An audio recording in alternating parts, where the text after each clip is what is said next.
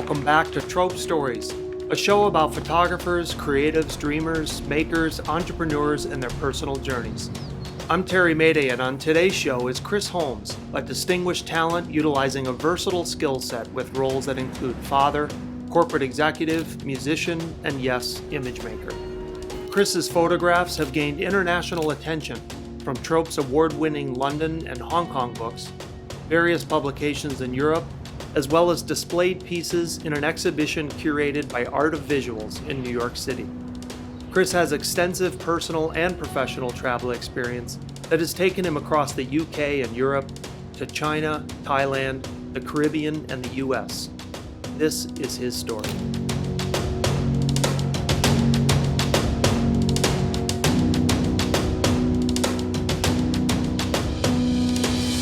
Chris Holmes, welcome to the show. Good to see you. You too, Terry. Thanks for having me. Of course, man. Last time I saw you, you were living in London. You and Harriet were newlyweds. Are there any updates from your side? Yeah, a few. I think firstly, we're not in London anymore. We moved out the day before UK lockdown, and probably more importantly, we've had a little boy. So we've now got a baby in the house. So yeah, I'd say probably two major updates, Terry, since I last saw you. Well, congratulations. I can't imagine what it's like to bring a baby into the world during a pandemic. What was that like leading up to that? Kind of as scary as you'd expect, really. I think because, first pregnancy, right? So you don't really know what to expect anyway. And I think there's so much change and confusion and everything else going on within what the UK could do. I think, first and foremost, it was about protection, which is why, we got out of London quicker than we anticipated to. We were always going to move anyway, but we brought it forward by a couple of months just to make sure we could get out because we anticipated a lockdown to come. So it was intense being stuck in the same four walls for a good 6 months. But protecting the wife, protecting Harriet and the unborn baby was kind of paramount for sure. Of course. So you are now a husband, a corporate executive, a father, a photographer. What does that feel like? Your newfound role of being a father? How is it? It's chaotic, but it's amazing, of course, as you'd expect. I think everything else, rightly, kind of has to take a rightful backseat. He's our priorities. He's only a few months old, and you've got kids, right, Terry? So you know exactly what it's like. But everything else is kind of sliding into place. We're getting used to things, and the pandemic is kind of changing everything every day, I guess. But our kind of comparison is only what we know right now. So we kind of just crack on and cope and kind of move forward every day. Well, I think back to our days, filming together in London. And we were filming you on the streets, you were shooting photography, and we were storytelling around you creating images on the streets of London. I think back to that time and the passion and the dedication that took. And I'm assuming you're not shooting that much now, and I have a feeling I know what the best parts of your day are, but what are you filling that time with now?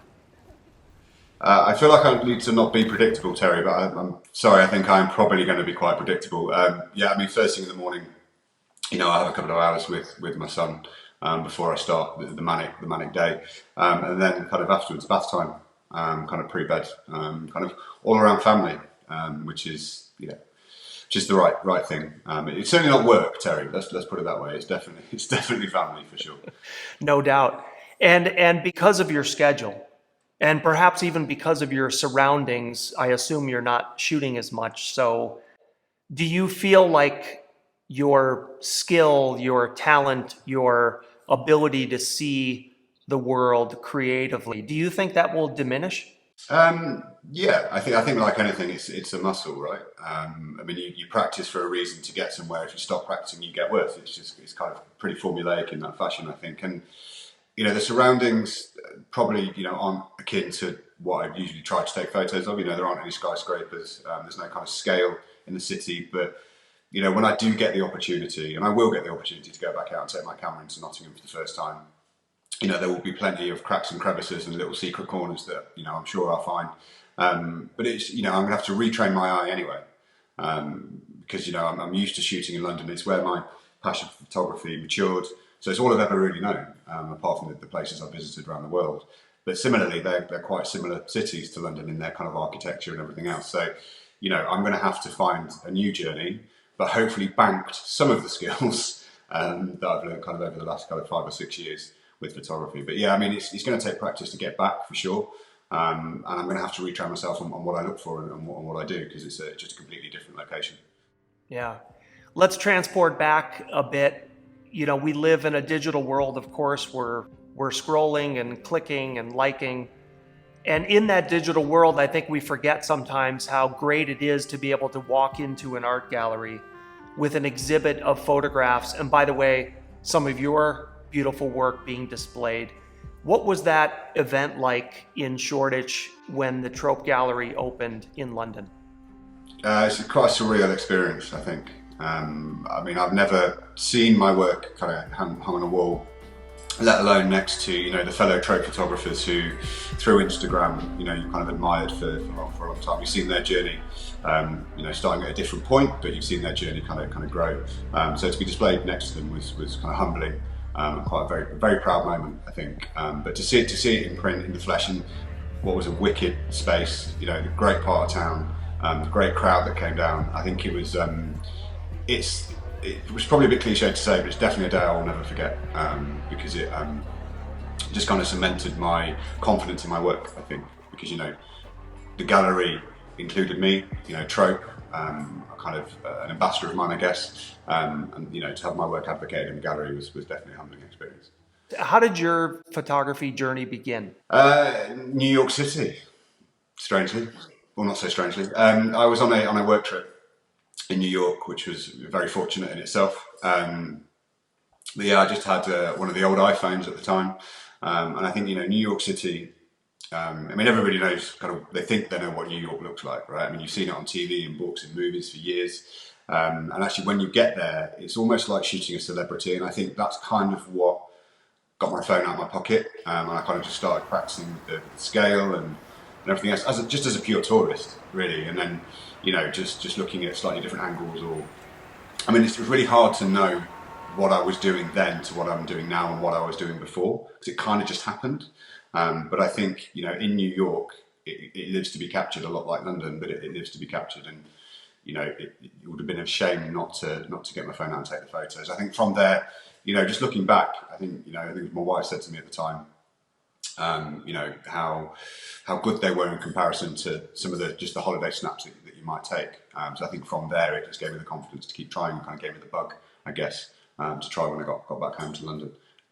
But yeah, New York City, I think, was the start of the inspiration for sure. What was it about that trip or that moment, though, that just kind of unlocked something in your brain? It sounds like that you felt like you could see the world, or New York even, in a different way, in a creative way that forced you to say, I actually want to take a picture of this.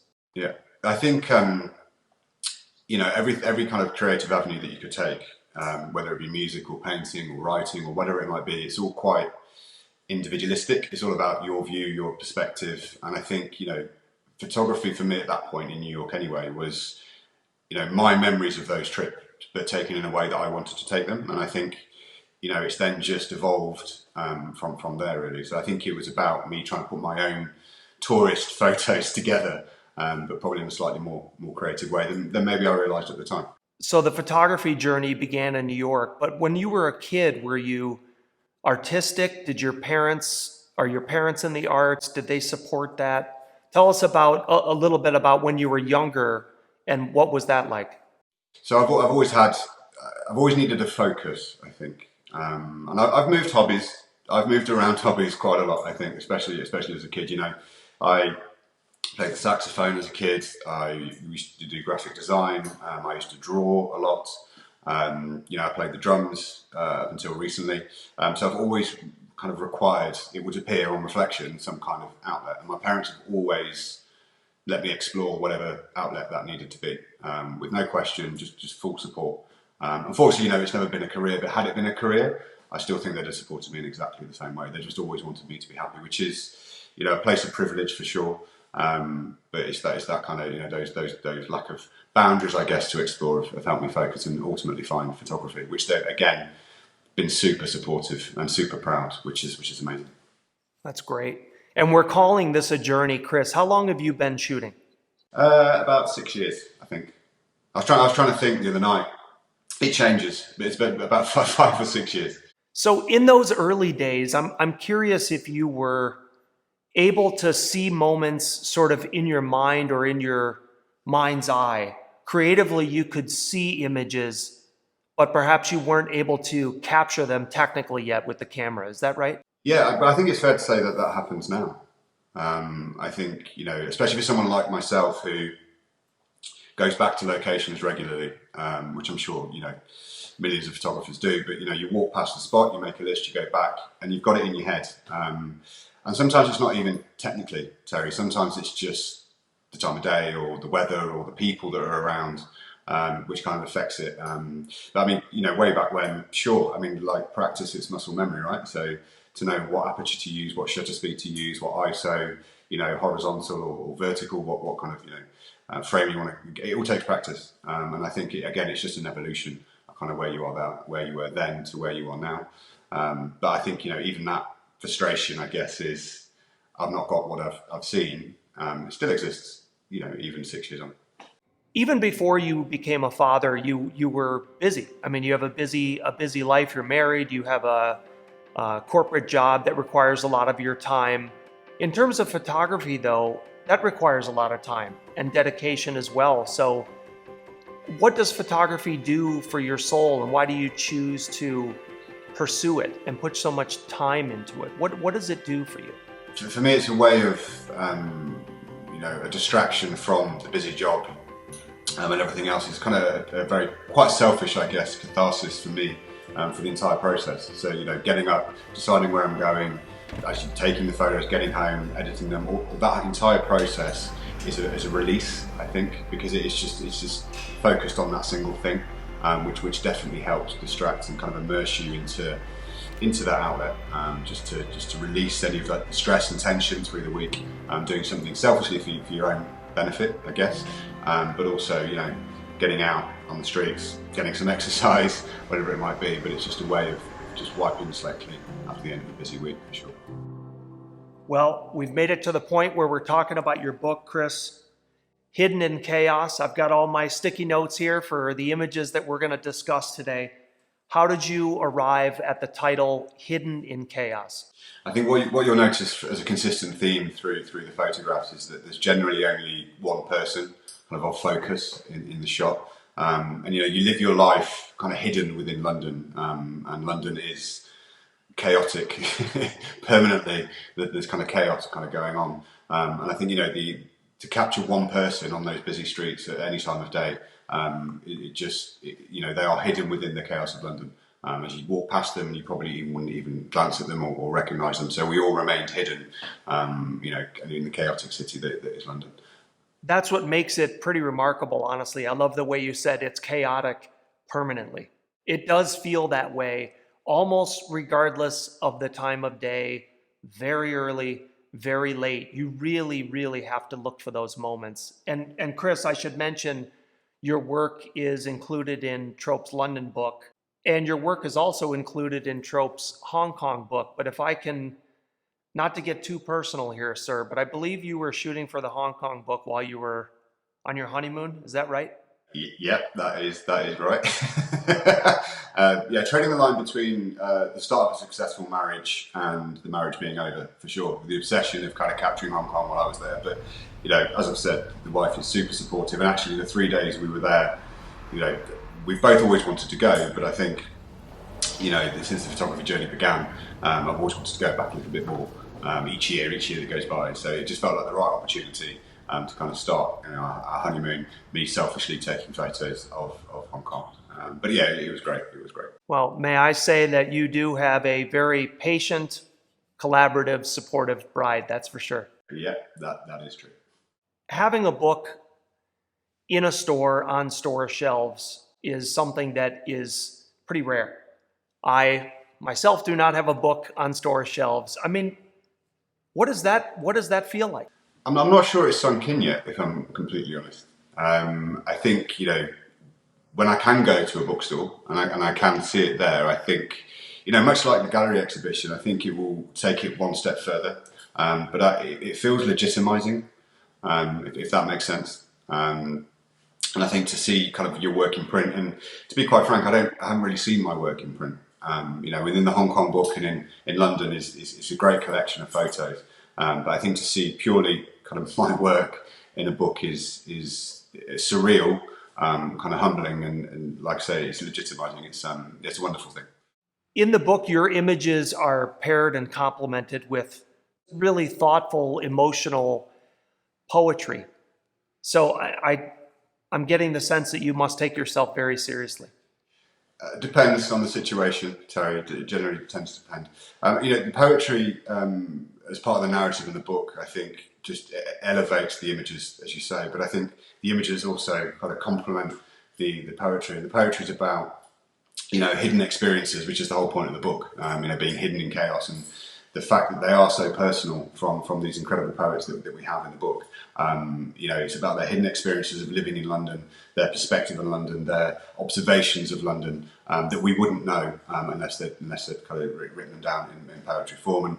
And poetry, is almost rhythmical sometimes in its sense. It has a heartbeat to it, and I think that kind of complements not only the kind of the theme of the book as it starts to flow from start to finish, but also, to a degree, London, right? London has a heartbeat, and I think its heartbeat are its people, and we get to hear from the people in the book. There's an introduction by Ashley Roy. Can you tell us a little bit about this? So Ash and I go way back. We've been friends for a long time.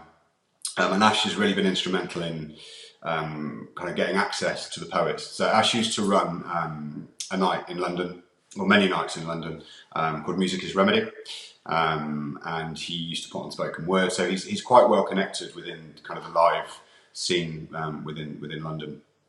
I kind of talked to him about this concept, and he basically managed to get access to these poets through something called Street Fest, which is a community festival in Hackney in East London. And we, all his idea, put on a competition to be in the book, but also to perform at Street Fest, because he had a stage booked for last year. So we had a good kind of 10 or 12 of them come down and perform some spoken word for the day. Ash is he's an inspiring guy for me. We've been close for a long time, and without him, I don't think we'd necessarily have the concept to where it is now. So I'm humbled that he got to write the foreword and that he's included in the print for sure. He is clearly a big fan of your work. I want to read a brief excerpt from the introduction.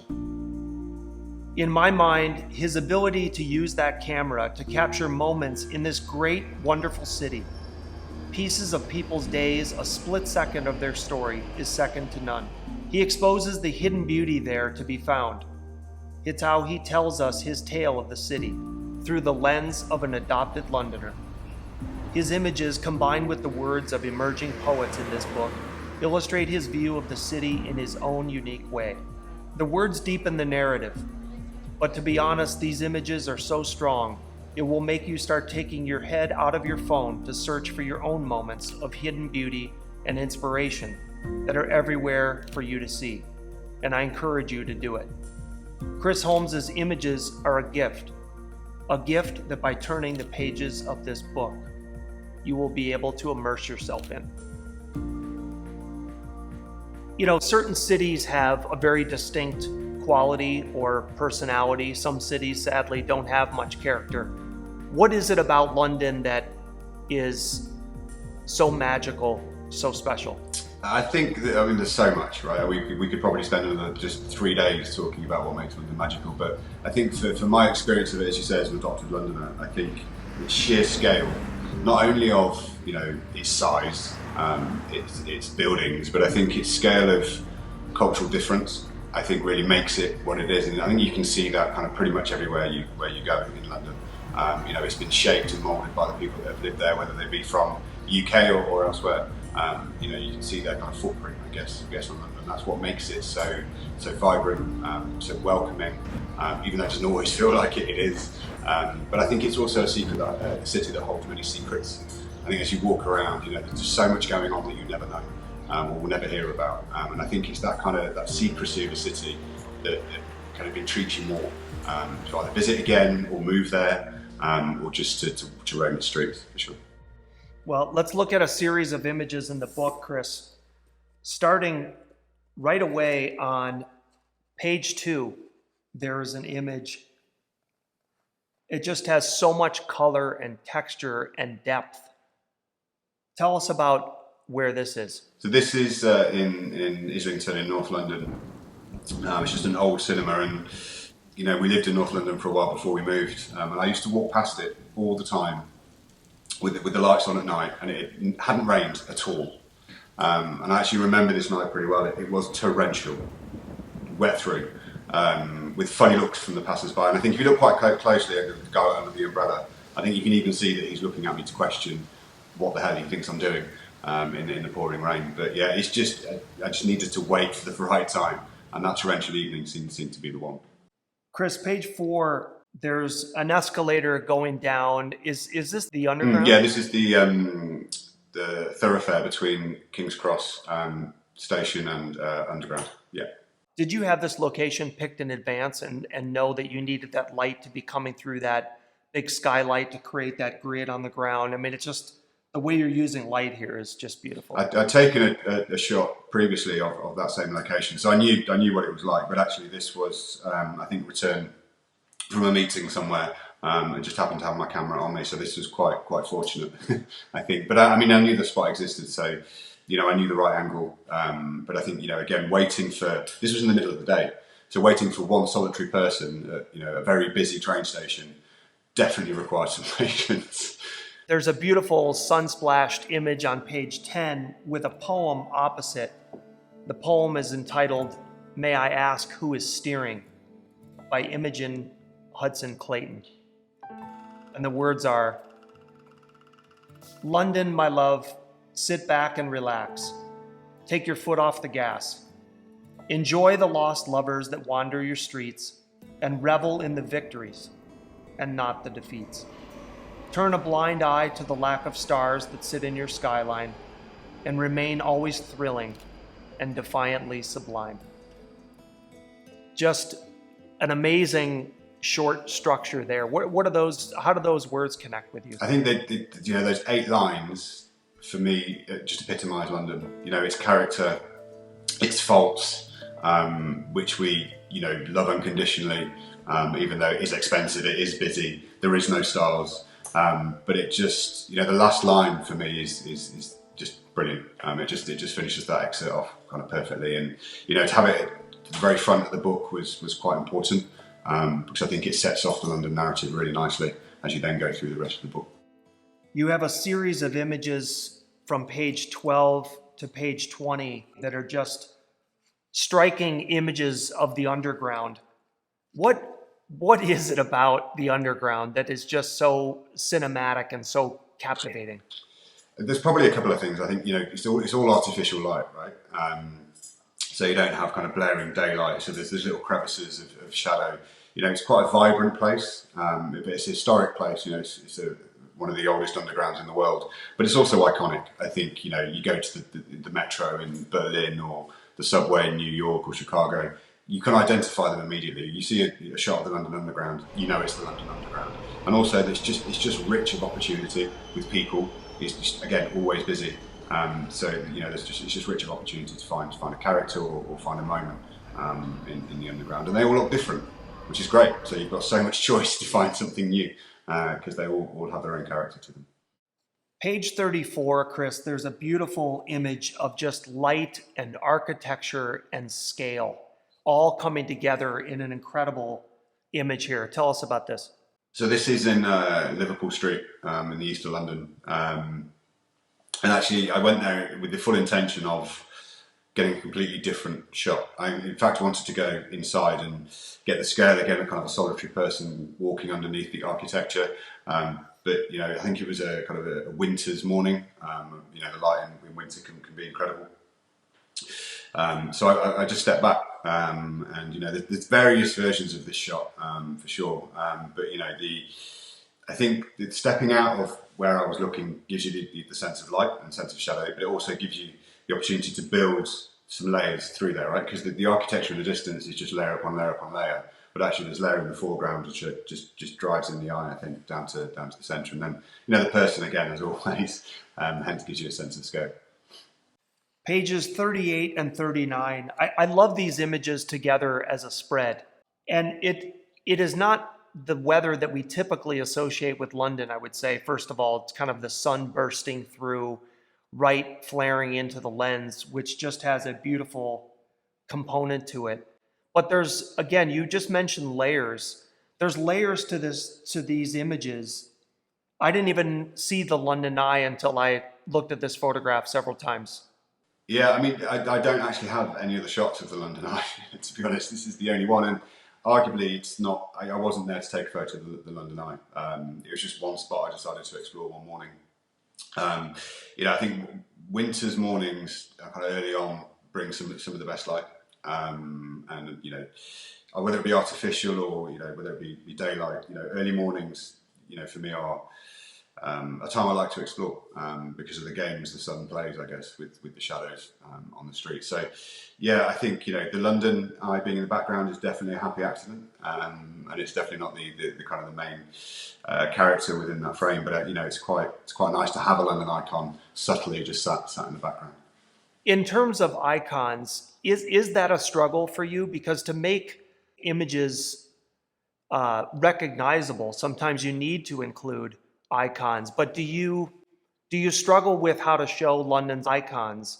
Is it a challenge for you to show them in a new way? Yeah, I think so. And I think if you speak to a lot of photographers, they'll probably say exactly the same thing.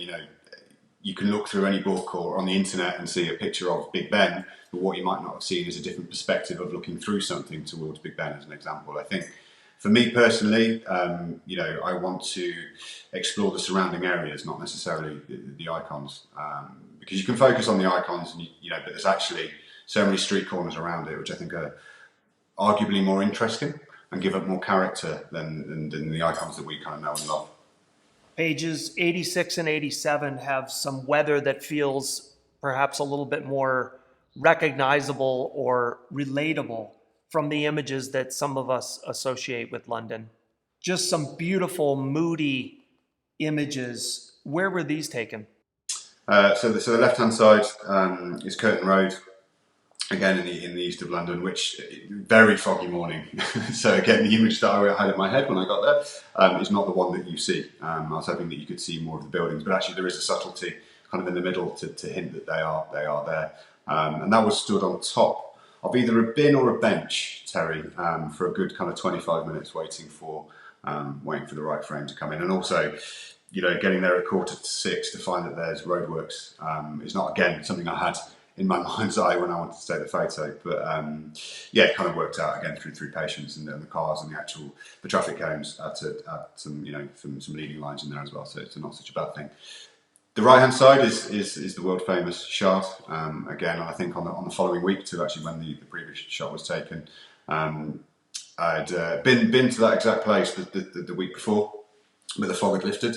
So with the fog, kind of the subsequent weekend, I'd already kind of practiced the frame that I wanted, and it was just a case of waiting for kind of a person, for me anyway, to come out. But the fact that there is a seagull, a train, and a person all at the same time meant that going back was definitely worth it. But even the layers you just mentioned, Chris, but then in addition, you have incredible scale, and you also have color temperature, which, in the sky, you have sort of this gray, dense fog, and then you have this sort of moody light in the bottom of the frame that is just warm and glowing, that feels it feels like a movie frame.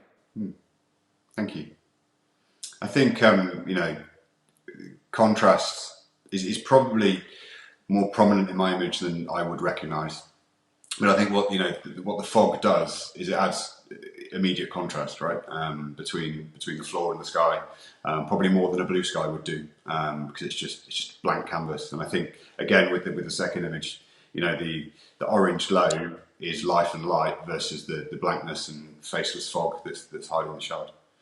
Let's work our way to page 92 with a beautiful image, which is a vantage point right down the street. Where are you here, Chris? Liverpool Street again, which is clearly one of my favourite places to shoot in London. So that's the Heron Tower, just in the kind of the left of the frame there. And I think, we keep talking about layers, but I think there's also kind of juxtaposition here, right? You've got so much old surrounded by new, and then the scale kind of leads you. The eye just leads into almost nothing. You've got all the colour up front and just density kind of down the way. So I remember it's one of my favourite shots, that one, just because of the vibrancy of the colours and the fog. I think you're right. This to me really is kind of modern London in the sense of there's so much old, but there's so much new coexisting right on the same street or in the same composition. Page 98, we get into some images that were captured at night that are just pretty stark and moody. This picture here on page 98, tell us about that. So that is in Chinatown, and in a back alley called Dante Place, which I think most London photographers will know and love. I think we talked about the kind of the daylight and the sun glares and the shadows that it casts. I think artificial light kind of brings its own character to a frame and to a situation. And again, just walking around one night. And that chap just happened to be sat there underneath this light with no one else around. And again, Chinatown's got so much colour in it. It's got lots of red, lots of yellow, lots of oranges, which is a colour that I'm drawn to. But then also just this kind of singular light, kind of focused on this guy having a bit of a rest and relax from one of the back of the restaurants. It's a great part of town for character. Sometimes I feel that it's actually surprising what one person can do in a frame, because if this gentleman wasn't there, perhaps there's no story to this image. But that's the intrigue, right? Otherwise, it's a Google Street View. It's kind of nothing more than that. But I think putting a human touch in there that gives you lots of different things. Either the hint of human, so back to the stair shot, you've got a shoe in the hand, or kind of a full-blown person doing something. It gives you intrigue, and it gives it a kind of hidden narrative. I mean, I don't know what he was doing. He was smoking a cigarette, I think, but I don't know that he works in the restaurant. But all of a sudden, I'm asking questions because he's in the frame, which I try to incorporate in all of the images, just to add that element of intrigue. So as I make my way to page 109, this image is striking, but it's a clear departure from many of the other images in the book. It looks like you shot this gentleman in a studio. No, I did not. That is the wonder of Photoshop, Terry. This was a guy, and again, I was out kind of waiting to take another frame, a different shot than what we have here. And this was a homeless chap called Goff, who was outside Liverpool Street Station playing his third guitar after his other two had been stolen. And again, it was a foggy morning.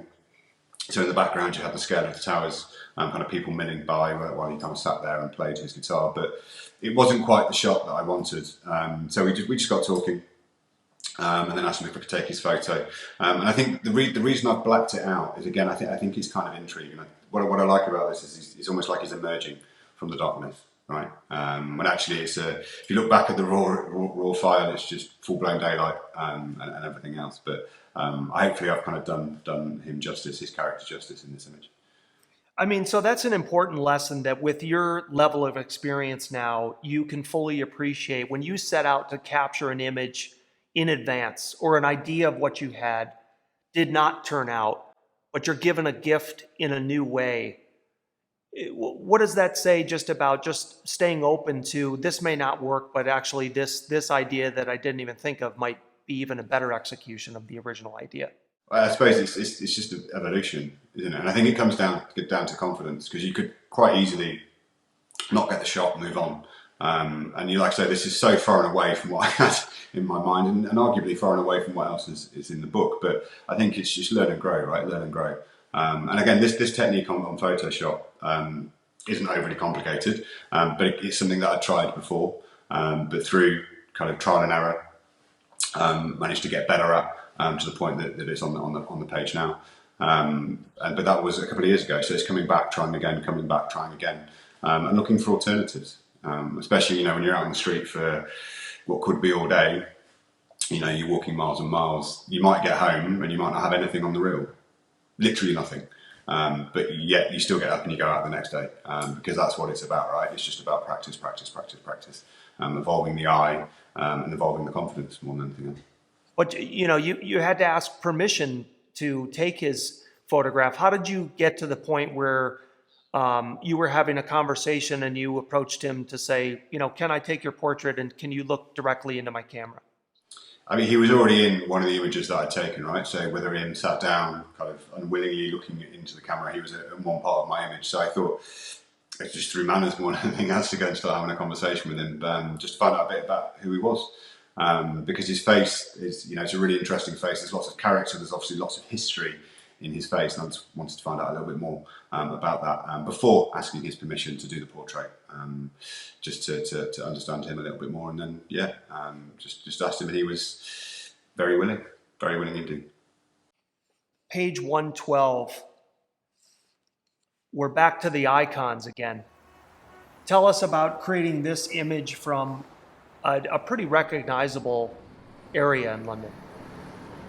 Yeah, I mean, it's a challenging one to photograph because there's so much contrast, right? I mean, especially at that time of night, those screens are ridiculously bright at the best of times, but then in the rain, you've then got the reflections poking up. And I think, we've talked about icons, and I suppose if you're going to shoot an icon, you're going to do it in your way, right? And I think dark reflections, texture would appear to be my way. So again, this is really early in the morning, but even then, to get one person in frame in Piccadilly Circus is not easy. I'm really happy with the way this came out, with the framing on either side from the lamppost and the fountain, to the kind of the images of the people within the screen, to the solitary figure on there. Yeah, it's definitely an interesting place to be at kind of 5:30 in the morning. Page 127, the shard is displayed beautifully. But I'm curious, in the rain here, this is, a striking image, but there's, a raindrop that's actually on the lens. And how difficult is that to shoot in the rain? When you don't take care of your camera like you should, like I do, probably quite difficult. Torrential morning. But I think, the raindrop on the image, I could have photoshopped it out if I'd wanted to, but I think it gives you the pure sense of literally how wet that morning was. To the look the guy gave me when I walked past him after I'd taken the photo of how torrential it was. And again, I've seen that spot many times. We actually had our kind of wedding reception just down the road from there, so I've seen it very well.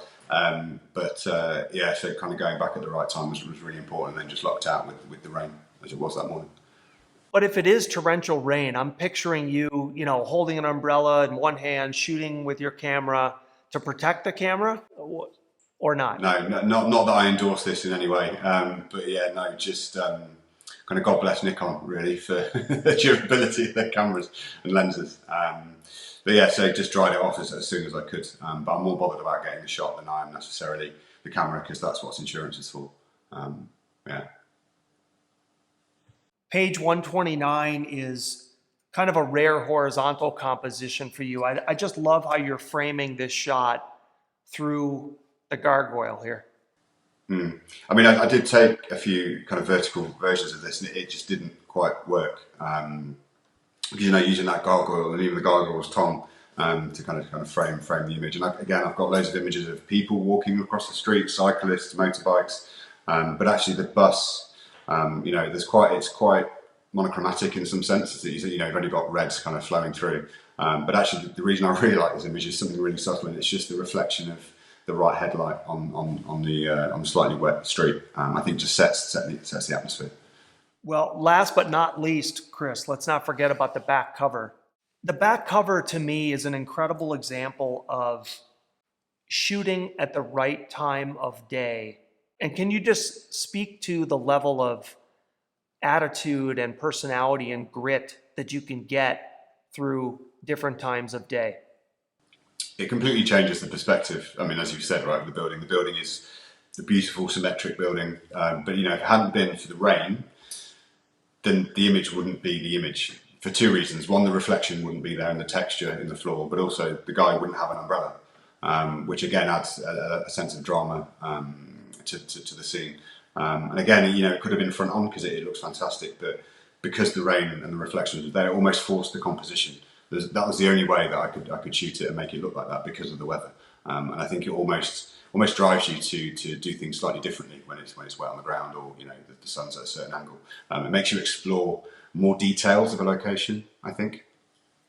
Well, we just were able to experience London through your images, and when you look back, now that you're not living in London, did you appreciate it when you were there day to day, or can you only look back on it romantically now that you're gone?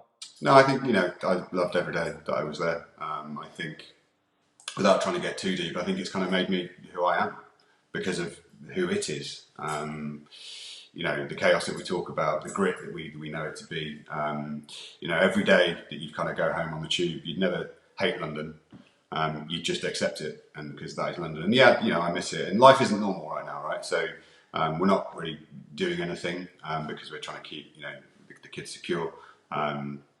But when life kind of starts again, maybe I will miss it. I definitely miss its takeout opportunities, Terry, and options and choice. There's some great takeouts around here, but there's not the reams and reams as there is in London. But yeah, no, I miss it, but it'll always be a very special place to me and the wife. With everything that's going on in the world right now, I'm curious your thoughts about what role does photography play? I think, in the world of so much content, a photograph is supposed to be a moment in time, right? You're supposed to capture a moment in time. And I think there are so many kind of seismic, pivotal moments in time kind of going on through 2020 is that, the photographers that are capturing these for us are, they're part of whatever movement is kind of happening in any story, in any place in the world right now. And I think, what it helps to do is capture the truth from that moment with the potential misinformation that could be flying around. I think, you are getting a snapshot of that moment in time. So I think photography at the moment has a very important role to play in capturing, all the nuance that's happening around the world and freezing it in time for forever to look back on or even to look at now. In your short journey of shooting in the last 5 or 6 years, do you have any advice for, young creatives, photographers that are thinking about getting out there and pursuing this? Yeah, enjoy it. Enjoy the practice. I think, when you're happy, you do big things. So I think, it's about trying to find the part of it that you love to do, and, failing and starting again and failing and starting again, I think it's probably, it's part of the process, and you have to accept, I think, that you're not going to be, as great as you want to be straight away. I'm definitely not technically the photographer that I want to be, so I've still got more to do, and I'm still on that journey. And I think, if I look back 6 years, I've come a long way. Amazing. I've got a book out, which I never thought would happen. So I think it just shows that if you can just keep going and accepting your failures, that you never know what might happen a few years down the line. You have a book with your name on it, man. I mean, that has to feel very cool, and there's an accomplishment there to have something to hold in your hands that's work that you've created. How does that feel? Permanent, I guess. I think that's the thing. It's permanent, and everything is temporary. In this world, the content is temporary. We move on to the next thing, and I think having it printed on paper in such a lovely quality book that it is, it just makes it feel permanent. And as before with the gallery exhibition, it's legitimizing. I've got my name on a book, which is just bizarre, quite frankly, but it's incredible, and it's nice to have almost a bit of an internal legacy, I think, right? Especially for my son now. His dad's got a book. I mean, it's pretty cool. So yeah, it's amazing. Chris, thank you for spending time with us today. It was great to catch up with you and hear all your stories about the images that you've created, and congratulations on the book. All the best to Harriet and your beautiful little boy. We'll see you soon, okay? Thanks, Terry. Great to talk to you. Bye-bye.